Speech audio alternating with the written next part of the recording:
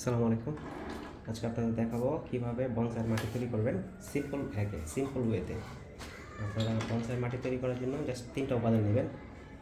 এটা হচ্ছে আপনার এটা কোকোপিট, একটু আর্দ্র ময়েশ্চারযুক্ত কোকোপিট।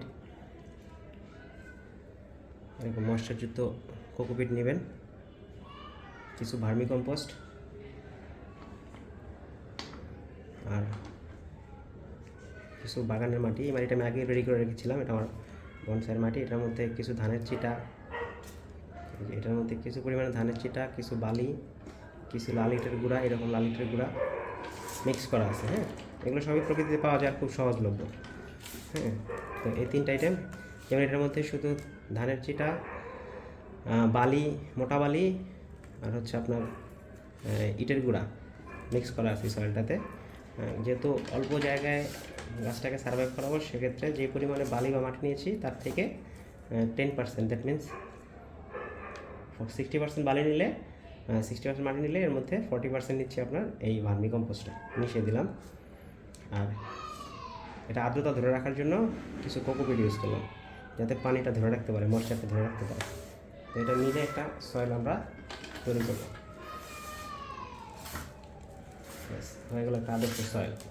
এখন এটা দিয়ে আমি একটা multi trunk tree bonsai set করব। এটা আমি প্রকৃতি থেকে নিয়েছি একটা মাল্টি ট্রাঙ্ক ট্রি বনসাই। খুবই দারুণ একটা ম্যাটেরিয়ালস। এটা হচ্ছে আপনার পাকুরের একটা ম্যাটেরিয়ালস। এটা আমি প্রকৃতি থেকে সংগ্রহ করছি। আমি করছি বলতে আমাকে আমার বাসার কেয়ারটেকার ম্যানেজ করে দিয়েছে।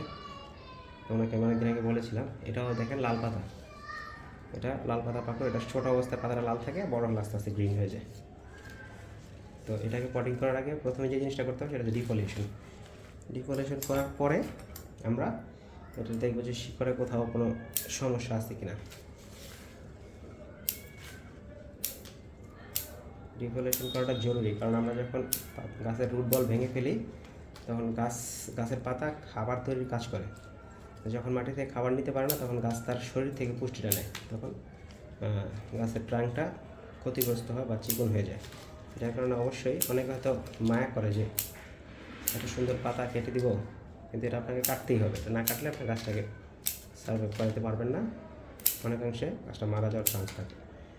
তো অবশ্যই ডিফলিয়েশন করে দেবেন। আমি সব পাতা ফেলবো না, জাস্ট দু একটা পাতা রাখবো গাছটাকে সার্ভাইভ করানোর জন্য বা দেখার জন্য এটা ভালো আছে না মন্দ আছে।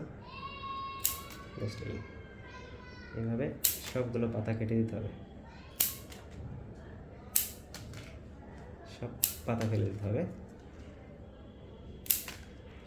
এভাবে আপনারা সবগুলো পাতা ফেলে দেবেন। আমি কচি পাতা 2টা করে রাখবো, জাস্ট গাছটা ঠিকঠাক সার্ভাইভ করতেছি কিনা দেখার জন্য। এই জন্য এই একটা পাতা রেখেছি, আর এখানে একটা পাতা রাখবো, আর বাকি সব ফেলে দেব। মানে প্রতিটা ট্রাঙ্কে একটা করে পাতা আমি রেখে দেব। আমার কমপ্লিট। এখন আমি একটি পট নিব। এর আগে দেখতে হবে গোড়ায় কোথাও ক্ষতিগ্রস্ত আছে কিনা। যেমন এইটার গোড়ায় ক্ষতিগ্রস্ত আছে, এটা গোড়াটাকে আমার সুন্দর করে চাষতে হবে। চাষে ফাঙ্গিসাইড লাগাতে হবে। এটা একটা ভালো মানের ফাঙ্গিসাইড।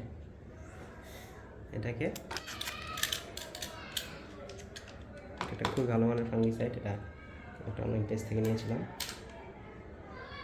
খেয়াল রাখতে হবে গাছের কোনো অংশে যাতে থেতলানো না থাকে, তাহলে থেতলানো অংশ থেকে গাছটা পচন ধরা শুরু করবে, ফাঙ্গাসের আক্রমণ হওয়া শুরু করবে। অবশ্যই আপনারা খেয়াল রাখবেন যাতে কোথাও থেতলানো না থাকে এবং শিকড় যাতে কোথাও থেতলানো না থাকে।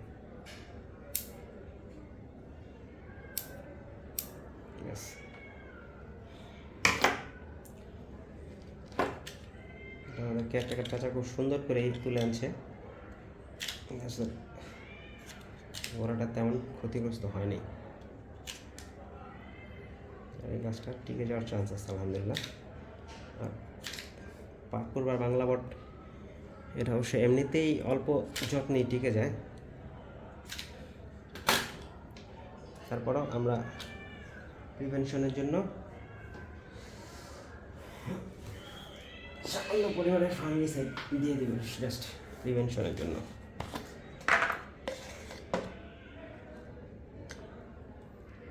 ছত্রাকের প্রিভেনশনের জন্য ফাঙ্গিসাইডটা আমরা ব্যবহার করব। আপনারা চাইলে, যাদেরকে বাসায় ফাঙ্গিসাইড নেই তারা চাইলে এটা বিকল্প হিসেবে হলুদ গুঁড়া অথবা অ্যালোভেরা জেল ইউজ করতে পারেন। টুকটাক যারা বাগান করে প্রত্যেকের বাগানে অ্যালোভেরা পাওয়া যায়, আপনারা এটার বদলে অ্যালোভেরা ইউজ করতে পারেন। আর একটা টিপস দিয়ে রাখি, সেটা হচ্ছে আপনারা যদি খুব দ্রুত শিকড় আনতে চান সেক্ষেত্রে আপনারা গাছের গোড়ায় কাটা অংশে একটু পেঁয়াজ ডলে দেবেন, কাটা পেঁয়াজ ডলে দিবেন, আপনার গাছটা সুন্দর মতো শিকড় গ্রো করবে। এইভাবে আমরা ফাঙ্গিসাইড লাগিয়ে দিলাম। আর আলহামদুলিল্লাহ শিকড়গুলো কোনোটাই ক্ষতিগ্রস্ত হয়নি, যে ফিডার রুটগুলো দেখা যাচ্ছে আছে আলহামদুলিল্লাহ। এটা পটে দেওয়ার সাথে সাথেই ও সার্ভাইভ করা শুরু করবে, তো আমরা এটা আশা করতে পারি। আমি এটাকে এইভাবে দিব, এইভাবে, ঠিক আছে। আমার আমি আগে থেকে একটা পট রেডি করে রেখেছিলাম, আসলে আমার অনেক চারা দিয়েছে তো পট সংকটে ঘুরতেছি, যার কারণে আমি এরকম একটা বোতল কেটে পট বানিয়ে নিচ্ছি। এটা তো অন্য একটা প্ল্যান্ট ছিল, ওটাকে বড় পটে প্ল্যান্টিং করেছি। এখন এটা গত বছর একটা প্ল্যান্ট ছিল, এটাকে আমরা প্ল্যান্টিং করেছি। এখন আপনারা চাইলে এর সাথে একটু ফাঙ্গিসাইড মিশিয়ে দিতে পারেন, যেহেতু আমরা এটাতে নতুন করে ভার্মিকম্পোস্ট দিয়েছি। বাজার থেকে ভার্মিকম্পোস্ট আনলে ওর ভিতরে কিছুটা ফাঙ্গাস থাকতে পারে, তাই আপনারা 5% বা 10% ফাঙ্গিসাইড মিশিয়ে দিবেন। পানির সাথে গলে ফাঙ্গিসাইডটা গাছটাকে একটা প্রাথমিক সুরক্ষা দিবে।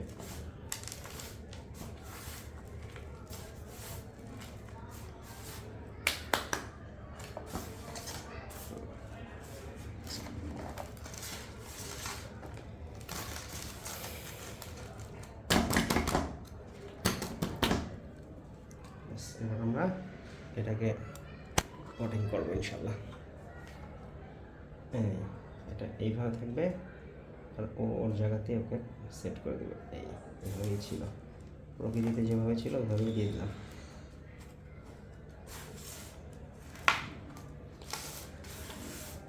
প্রকৃতিতে এইভাবেই ছিল। এটা একটা মাল্টি ট্র্যাঙ্ক হবে, অবশ্যই মাটিগুলোকে একটুভাবে কুচিয়ে সেট করে দিবেন।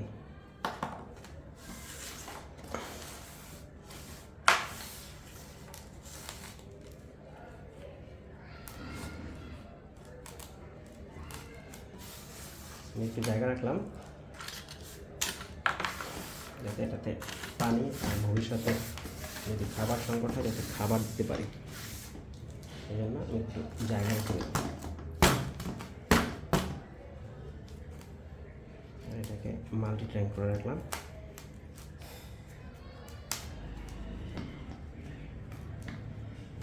এগুলোকে পরে ওয়ারিং করবো, যখন এটা শিকড় ছাড়বে তখন আমি ভিতরে ওয়ারিং করে দিব।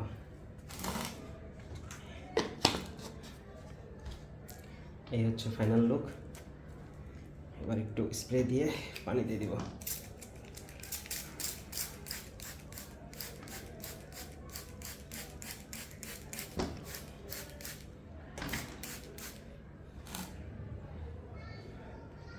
এই হচ্ছে ফাইনাল লুক।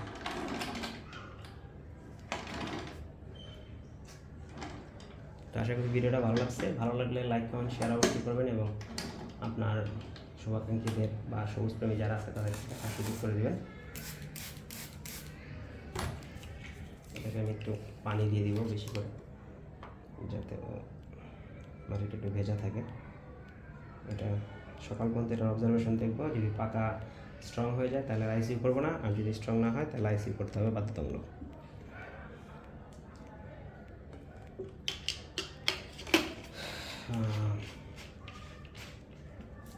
আশা করি সকালের মধ্যে আইসিউ করতে হবে না, এই পাতাগুলো স্ট্রং আছে।